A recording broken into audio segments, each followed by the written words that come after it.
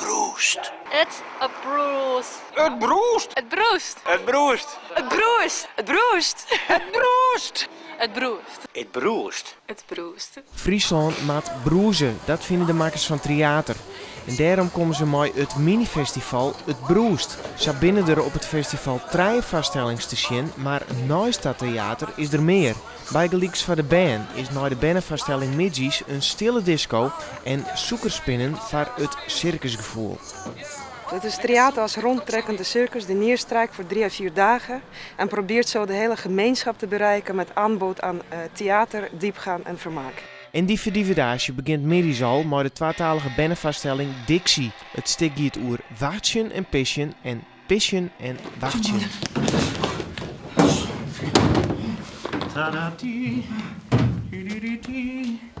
Van de kam. Van de kam. Ja? Van de kam, je hebt gedruppeld. Ach. Je hebt gedruppeld. Hier, knoeiwerk. Er zit 3 drupjes op. Ja? Nee? Nou, zo hier. Zo hier en hier. Hubbink, 3 drupjes, dat is een kwestie van poetsen. Nou, we poetsen. Dat is een van de belangrijke uitgangspunten. Om mensen naar theater te laten gaan. Want er zijn soms mensen die zich laten stoppen dat denken theater is ingewikkeld of is moeilijk. Maar stap eens binnen, zoals bij een festival. Kijk om je heen, geniet van muziek, van patat, van suikerspinnen, dans met je kinderen op silent disco. En stap ook binnen naar de voorstelling. Hop! Hop! Verleden hier rucht de artistieke leider Jutkovskaya jong theater op. Een kweekviever voor jong talent. Zij speelde het stuk Moof, een Grieks tragedie in een modern jaske. Killed his father, married his mother, the man they call the motherfucker, or Moof. Het eerste gedachte wie van we willen een tekststuk doen. Toen dacht ik van nou oké, laten we dan een keer goed ompakken en echt een Griekse tragedie nemen. En toen kwam ik mij het idee van Oedipus, het is een bekend verhaal. En toen we de eerste gedacht oké, dan doen we een bewerking van Oedipus en dan nemen we het Kill the Father, Fuck the Mother. Sexy motherfucker. Zat je hem jochies, dus kening nog hield hij het bij u de gast. Al ik zou zien ont kwartlien tegen wat jij jochter de kreon. Verder zit hier Zeus op er god. Hey, hallo. Zeus, ik wil graag met jou beginnen. Wie heeft koning Laius vermoord? Ik was het zelf. Nee, maar nou is er vanzelfs nog geen bewijs, maar alleen nog maar een gerucht. We zijn begonnen met interne opleiding, omdat er in Friesland professionele acteursopleiding ontbreekt. En ik denk dat het voor cultureel klimaat heel goed is als hier een aanwas van jonge en vooral Friestalige acteurs komt. Nee, net zo. Moof is een dynamisch verhaal over de ondergang van het idool Oedipus, die zijn eigen huid vermoordt en trouwt met zijn mem. Dat staat zo niet erg netjes, hè? Kindjes delen, dat mak. Nou, in ieder geval, jaren later komt datzelfde kind, inmiddels sterke man, aan op een driesprong. En vanuit dan, nou, dat verhaal met die koets, dat kennen we onderhand wel, bla bla bla bla. Moof vermoordt zijn papi. En hier staat je mammy, moof, mammy. Hoe groot de keuze is, nou ja, er rent je een soort talent om.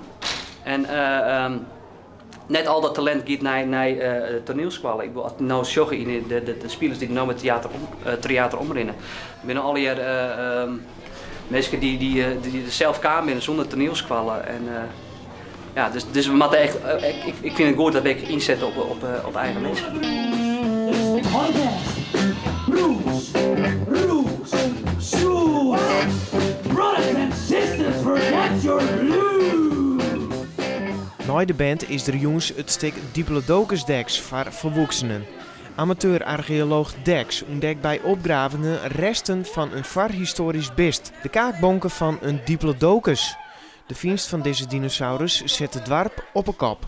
Als deze cijfers en deze tabellen klopje, al is het maar voor de helft, dan toch deze jongen u zo regelrecht een goudmijn cadeau.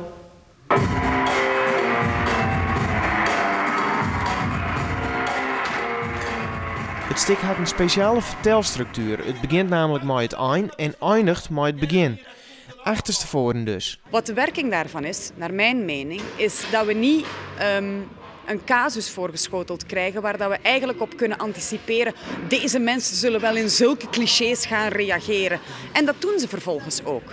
Door het om te draaien zien we het resultaat en gaan we eigenlijk misschien een hart krijgen voor de cliché. Maar zat een lichtmatroos die het fatouwierde zeeën, hem net in Jipten onder hem verliest, hebben wij op platteland geen hemelse ideeën. Ja, riek is dus groen. En verder tijd het of het vriest. Eigenlijk, Europa is hetzelfde. Europa wil heel erg graag zijn cultuur, zijn diversiteit behouden. Maar als China één keer niest, zijn we weg. Dus daarin zouden we kunnen kijken op dorpsniveau, maar ook op landniveau, op werelddeelniveau. Die eeuwige spagaat tussen je eigenheid en je eigen cultuur en je eigen kleur verliezen versus ja, exploitatie, toekomst, groei, blijft soms moeilijk herenigbaar.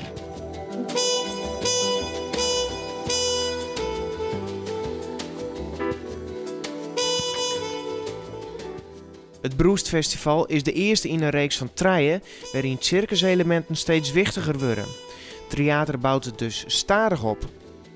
Ik vind dat wij ook moeten beginnen zodat het publiek ons nog herkent. En wij staan in eerste instantie in sporthalen en dorpshuizen, dus daar beginnen we mee. En als je om je heen kijkt, er zijn wel circuselementen nu al. Dus dit jaar staan we op 9 plaatsen waar Diplodocus Dex, de grote voorstelling, kan spelen. Die heeft ruimte nodig, we spelen het in de sporthalen.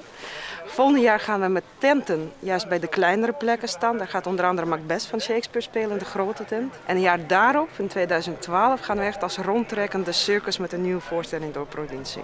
Zo!